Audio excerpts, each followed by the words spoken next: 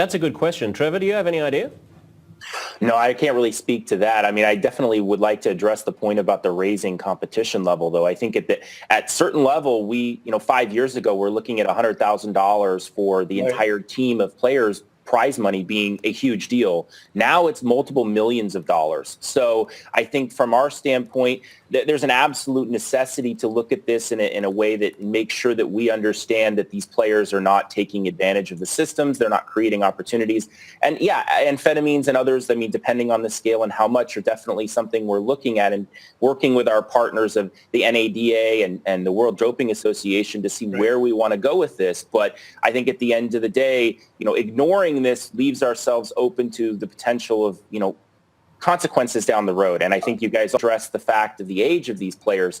I mean, we're having players who are competing as young as 15, 16 years old. So for us, we're dealing with minors, but those people are growing into it and becoming older people. And we see the same thing with the average player use. Some players who are 30 years old can't keep up with players who are 18 to 20-year-olds in these games. So we're seeing that. Go ahead. What's really interesting here, I think, is a couple things. One, you have an opportunity to get ahead of it as it starts, as opposed to being reactive like many of the other organizations have been. And the other thing you have is these compounds are quite easy to test for. Yep. And through urine testing and other mechanisms, saliva testing and so forth. So I think you're in good shape in those two ways. In addition to Adderall and other amphetamine-like drugs, is there much use of modafinil? I can't speak to which drugs are being used or not. We, again, I've been in this industry for 15 years, and this is the first time we've really had a professional player speak up and say that this was an issue. We've never had a positive test before in these things. Again, we haven't done much testing, if at all, in the entire industry. So I think from that standpoint, this is something where we need to feel our way through it. To give this a little bit of context, this is a digital space. So we've had, wall hacking or viruses that people can install on their computers to actually gain an advantage in that light. We've spent thousands, hundreds of thousands.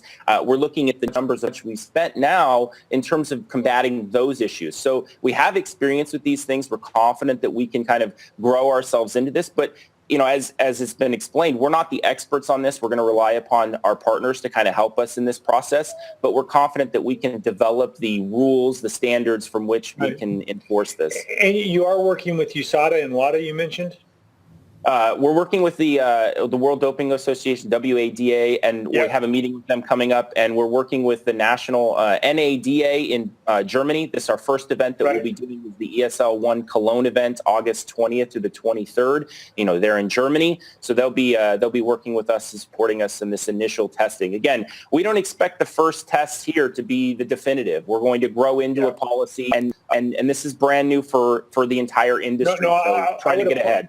I would applaud you also for working with these national and international governing bodies. The National Football League, professional baseball, and some other U.S. professional sports have been criticized for kind of going their own way and generating their own drug testing policies that aren't nearly so rigorous. So I think that's a real positive for you guys as well, so that these things can be done in a consistent way across the world with reasonable testing standards. And even though the tests aren't perfect and there are a number of issues with doping control, having everybody go a different direction in their own way is not the way to go. Dr. Joyner? This is Max. If I may chime in with another recommendation, if I were you, I would regard the initiation of your program as an experiment. And I would be sure to evaluate it after a certain point and see what effect it's having, what the results of testing are showing. One of the things I would suggest you be very sensitive to is the reaction of your audience, of your spectators, if you will, to this sort of program. We know we've had some sports that have had problems. Cycling is the best example, not only because of the use of these substances, but because of the problems in the way that they were tested for. So, I would keep your eyes open. Speaking to that issue, though, the players have been fairly vocal to us, both in the media. The New York Times wrote an article that had quotes from the actual team management of the player, the former team of the player that spoke out in the interview at the beginning of this segment, and said that they support our testing. They support this. So I think we're seeing large-scale support both in the general public, but also behind the scenes. And I think that's a positive. We're not seeing a fight against this from the players so far. Yeah, the players typically in most sports don't want to do this, but on the other hand, they don't want to unilaterally disarm at the same time when there's so much at stake. I think the other thing, there was a terrific article in The Economist about 2 summers ago about the application of theory to testing strategies and about how you schedule the testing and so forth and so on. You might want to look into that, and I forget who was quoted, but the way the tests are scheduled, the way they're reported, and how things are done in that regard can also have a powerful deterrent and amplifying effect on the actual technical aspects of the testing as well. I'm glad you raised game theory, Dr. Joyner, because I think there is, there's this concern about there being a race to the top, and there's a kind of a prisoner's dilemma or a tragedy of the commons or something, that the incentive, even if each individual player doesn't necessarily want to dope, if everybody else is doing it, then they feel that they sort of have to. Mohan, do you feel that things have reached that sort of a situation where people for whom these drugs work feel that they'd be crazy not to be using them? I suppose so. There are almost definitely players out there that don't have many of the drawbacks that some others might. And so I am, supportive of having a level playing field in that regard. And but what are you going to do about the people who have supposedly ADHD and have prescriptions for these drugs? We know that, for example, that there is a large overuse of these drugs in adults and also in children. That competitive parents, push their doctors to write prescriptions for kids that probably wouldn't qualify clinically. What do you think about that? Curious. Well, if you can correct me on this, but if I'm not mistaken, if you have ADHD and you take Adderall, it'll have a much different effect on you than if you don't have ADHD and you take it. In terms of your focus and concentration, it'll bring you back to kind of a standard for your reactions and everything, but if you don't have ADHD, it's kind of, it brings you beyond that. Am I wrong about that? Right, but my question is, are you going to allow people who have a prescription for it to continue to take it under that prescription? Trevor?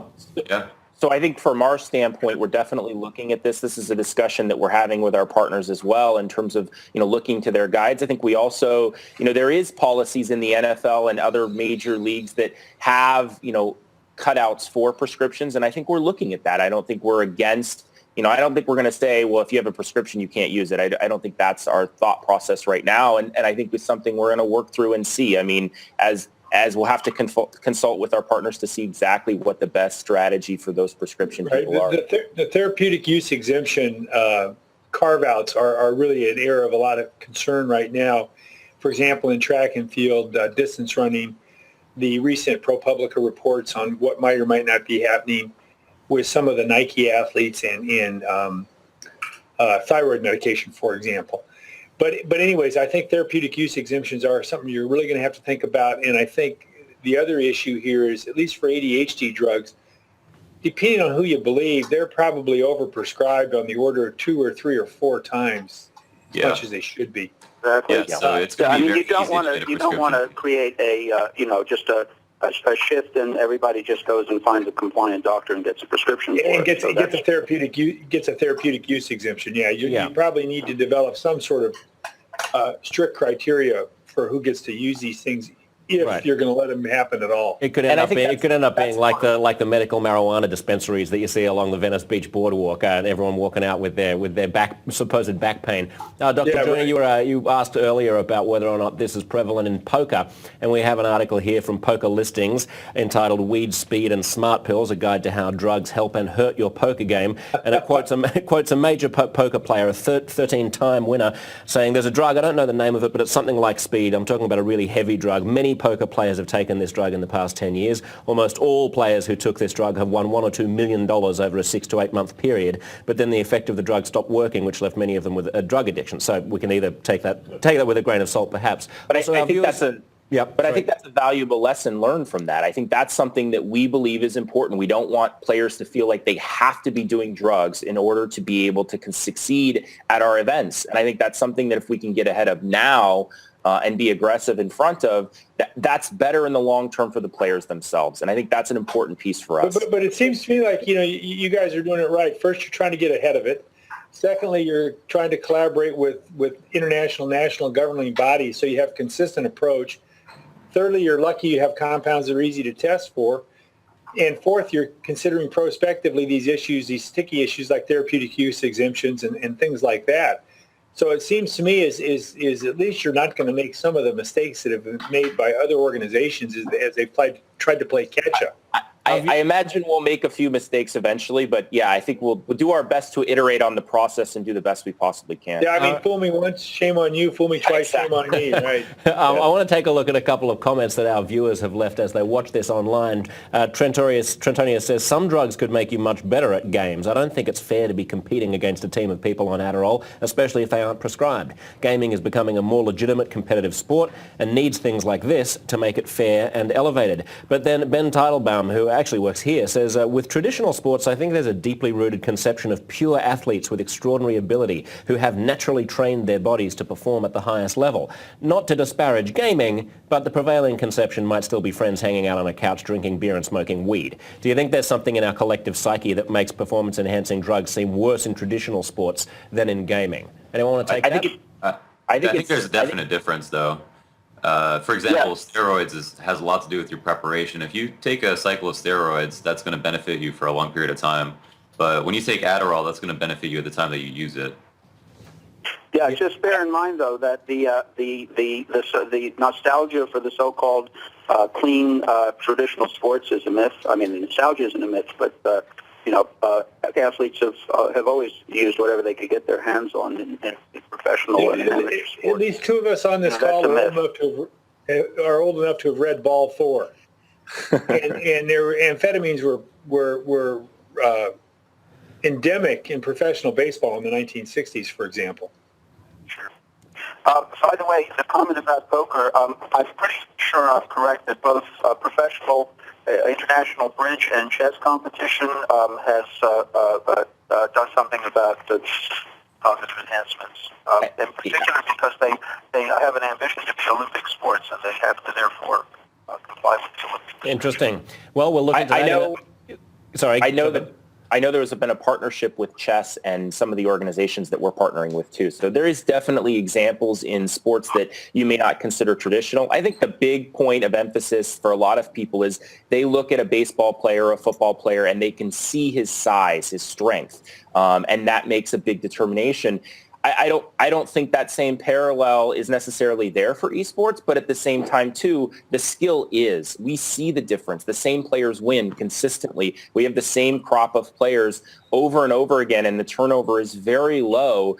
We do see new players and new storylines that emerge, but we see the same stars rising to the top. And I think what we've seen is there is that skill gap. I think what we want to do now is make sure that those aren't artificially changed by things that, are outside of the player's control. All right, Trevor, I think you've done most of the legwork also just by introducing it, because announcing that you're going to test it, I feel like is going to decentivize that for enough people.